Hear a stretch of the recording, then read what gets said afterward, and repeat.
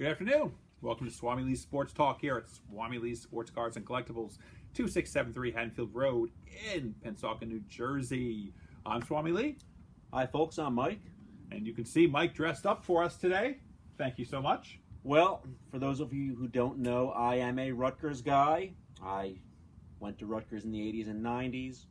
I go to a few football games a season, and I wore this classic old-school Rutgers College jersey in honor of the Swami's favorite Atlanta Falcon, Mohamed Sanu. Yeah, Mohamed Sanu, I'll pass. Thank you very much. By the way, that's not a jersey, that's a sweatshirt, but that's okay. We'll let you go this time. It's, you can't have it all. Well, at least I know the difference between the NFC South, where the Falcons are, and the AFC South, where the Titans are. But you're right, you can't have it all. But you just referenced an old show that nobody remembers, so it really doesn't get along the same way. So, anyway, got Jason Gilden on today. For those that remember, Jason Gilden was not quite as good as the gentleman I wore last time, Greg Lloyd, but he was a very, very good defensive player. So, we're honoring Gilden and those 90s Pittsburgh Steelers. Now, as you folks know, if you've tuned into our previous shows, nothing is rehearsed. We have no set topics. We kind of just ramble on and on for however long time we feel like it. Today's going to be more of the same, but done a little bit differently. Instead of having a specific topic like we've had in the past, we're just going to discuss obscure Philadelphia sports players. Could be from any sport, though granted, I'm sure between the two of us, there's very little knowledge of basketball, but we'll see. Now, Mike's sitting there saying, okay, how do we do this? Well, I'm going to start it off. Okay, are you ready? Nay Brown. I remember Nay. Nay, I mean, the word on Nay is that when you put on the shorts and you had the 7-on-7s, he was a world beater. Unfortunately, that didn't translate well into Sundays and Mondays. Well, in 1999, I had a collectible shop in Voorhees, and Norm Johnson, the kicker, was one of my customers. And Norm Johnson saw the Nay Brown football cards we had there and said, you should hold on to those. Nay's going to be pretty darn good. Well, Norm, you were a great guy. I really enjoyed talking to you and laughing with you. As a former Steeler, I love you. But you missed the Nay Brown thing just a little bit. What do you got for me, Mike? Well, talking about somewhat obscure Philadelphia Eagles, one segment of society that we here at SwamiLee's Sports Cards and Collectibles like to honor is firemen.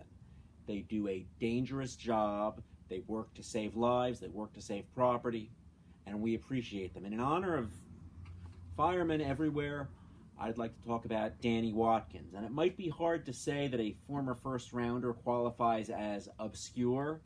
However, when you look at his on-the-field performance, all I know about Danny Watkins is he stunk. I don't know anything else about the guy. I can't tell you anything too clever. I just know he stunk. Well, I think that the Watkins pick was certainly among the top 5 events that led to the end of the Andy Reid regime after the 2012 season. Well, this is a guy that cut his second-round pick in his first year in training camp, don't forget. I don't know if you remember that or not. Andy Reid's first year, he cut, was it Bruce Walker perhaps? He cut his second-round pick because the guy was just so bad. And they made a big deal of it. They said, well, look at this, Andy Reid takes nothing from nobody. He's cutting his second-round pick. Of course, the bigger problem is you spent a second-round pick on someone who couldn't even make it to the roster before the regular season. Well, while we're talking about players that just stink, remember Jeff Action Jackson? I do remember Jeff Jackson, and some of you may remember that we have talked about him in the past. He was he the 7th pick overall in the 1989 Major League Draft? No, he was the 4th pick. The 3rd pick was Roger Salkild, went to the Mariners. I was a big Roger Salkild guy. I thought he was going to be really good, but he was hurt all the time. But Did you tell Norm Johnson to save all his Roger Salkild memorabilia? No, because it was way too late by then. But the point is, Philly's management was so bad, they actually thought they got a player in Jeff Jackson. What do you got for me? Well, how about a man whose claim to fame was A, he was the second best Vukovic in the Phillies, and B, He was part of the 5 in the 5-for-1 trade, one George Vukovic. Actually, George Vukovic was 10 times the player of John Vukovic, but John Vukovic was a legend in Philly for being here so long, being such a great guy, But John Vukovic couldn't hit, at all. If you look at John Vukovic's numbers, they're almost nil. George Vukovic, on the other hand, was a mediocre outfielder that lasted in the major leagues probably 4 seasons, played on the 80 World Series team, was traded away in that 5-for-1 deal with Von Hayes. But well, you know what? A player who is who fields mediocrely in the outfield had better be a silver slugger, had better hit 30 home runs or hit for a 320 average. And the fact is, George Vukovic didn't come close to that. As mediocre as he was in the field, he was worse at the plate. He was a mediocre player. Like I said, I'm with you. He was no Mike Anderson, but that's another story altogether. But he also wasn't a first-round pick that fell on his face. So, Wait, we're going to cut a break, and we'll be back with you in just a moment or two. Hello, I'm Dickie Knowles, 1980 Philadelphia Phillies pitcher. That was the year we won the World Series, our very first in our history. And when I'm in South Jersey, I love stopping at SwamiLee's for the best card selection in the Delaware Valley area. And we're back here at SwamiLee's Sports Cars and Collectibles, 2673 Haddonfield Road in Pennsauken, New Jersey. I'm Swami Lee. I'm Mike. And we were talking about obscure players in Philadelphia. I'm going to move it a little bit, and we're going to talk about a semi-obscure player who I actually met in July. Not a Philly, but he played a bunch of different teams. He was a first-round pick, and he did something that I don't know if nobody else had ever done. In the same season, he hit a home run as a pitcher, as an outfielder, and as a DH. Any idea what I'm talking about? Not looking like it, is it? Nope. Well, I'm looking at that. And I should know who this is. I know. Well, it is that Brooks Kishnick. Probably one of the nicest guys that I have spoken to in a long time.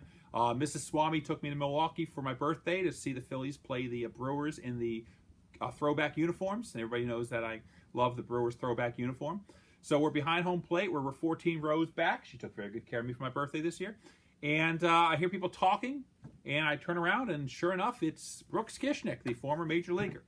So he and I are chatting for a bit. Great guy. Had a blast talking to this guy. We talked for like 5-6 innings. Anyway, the reason I bring this story up out of nowhere is we were talking collectibles because he's a sports card guy also. And I turned to him and said, a buddy of mine spent a lot of money on your cards back in the day investing in them. And he looked at me deadpan and goes, he lost his ass, didn't he? It was great. So that was my brush with greatness story. You got one for me, Mike?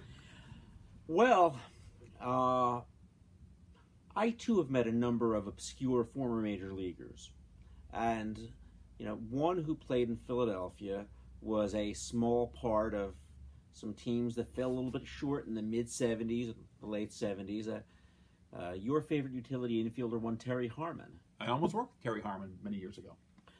Well, I met Terry when my older son Josh and I went to Josh's first ball game back at the Vet. It was, I'd say, mid-August 2001, so Josh was 5. The Phillies were, at that point, in first place, but rapidly losing ground to the Braves. And I chose that particular game because I knew that at the various gates and elsewhere in the stadium, they would have former major leaguers to greet the guests. And at the gate where Josh and I entered the stadium, we were greeted by one Terry Harmon. And he was honestly very humble. He said, well, I don't know if you know who I am. And of course, I remember Terry Harmon. I've got his baseball cards at home. I was a huge fan of his teams. And of course, when he got on the field, the fact is that usually meant mop-up time.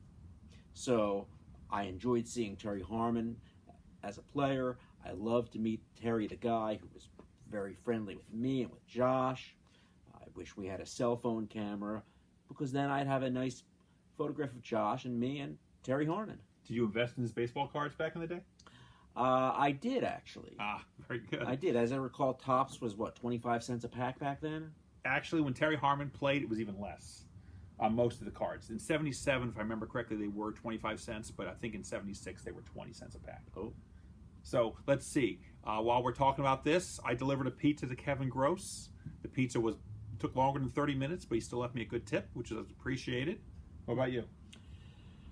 Well, several seasons ago, I went to a Phillies game. It was at the start of the glorious Cody Ashe era, and the Phillies had some kind of, I won't call it a flea market because that doesn't do it justice. They had something going on the street by the third base gate, and you go, you buy a ticket, and you can get concessions covered by the cost of that ticket from various stands. And I got to tell you, Gary Maddox was great to talk to, and he made some fine ribs. I met Gary Maddox also, and he was a great guy. I'm with you 100% on that. You know, we were able to talk about the 1980 World Series and the NLCS against the Astros.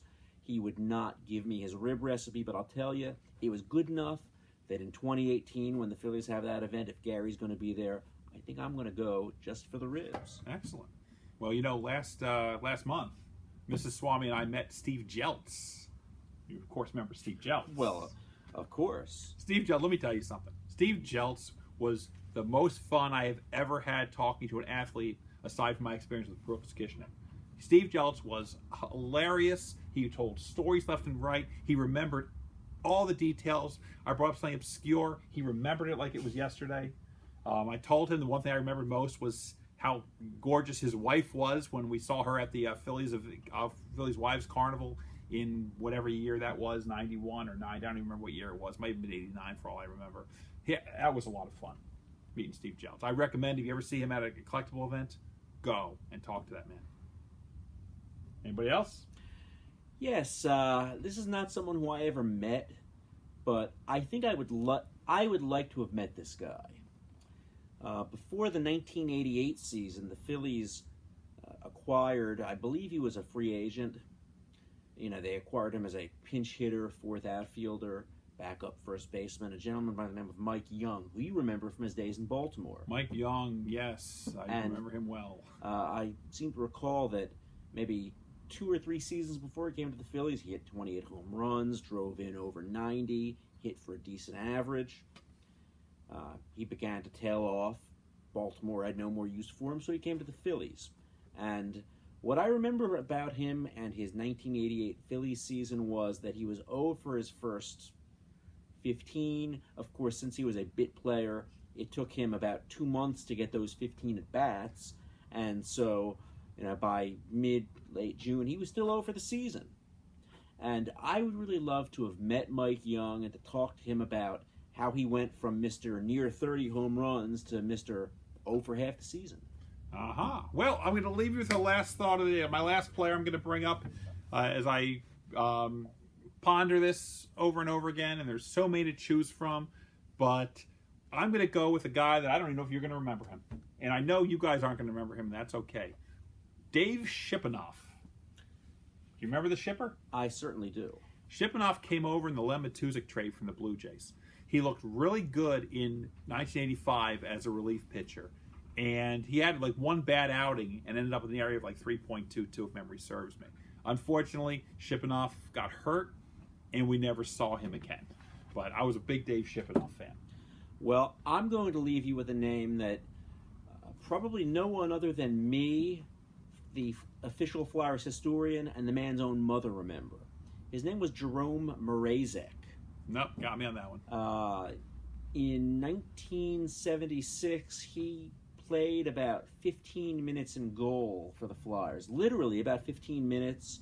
He gave up 2 or 3 goals during that time, giving him an astronomical goals against average. And after that, he never made it to the NHL again. Or the major leagues, for that matter. There you go. So anyway, folks, as we wind down, we picked out a couple of toys to talk to you about. Mike? Well, you see the Swami and I have both gone with non-obscure players.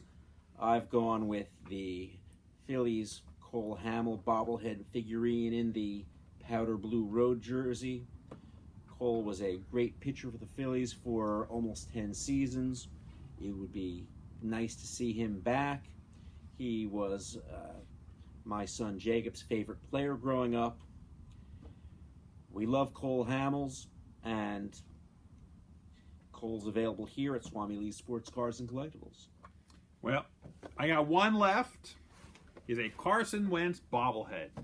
Is there really much I need to talk about with Carson Wentz that you don't already know? Probably not. Everything with his name on it sells very well. It's a nice looking box. Here's his picture. Here's his number. There's his giant head. As I said before, he's far from obscure. And of course, the most popular thing in Philadelphia, this side of a cheesesteak. And one reason we love him so much is that his head is not really quite that big. They say he's very humble, very hardworking, and we hope that he has a decade or more of success that don't change that. And maybe he'll bring Mike Trout to the Phillies because they're fast friends right now. So on that note, I'm Swami Lee. I'm Mike. Thanks for tuning in. Have a great day. Bye-bye. Hey.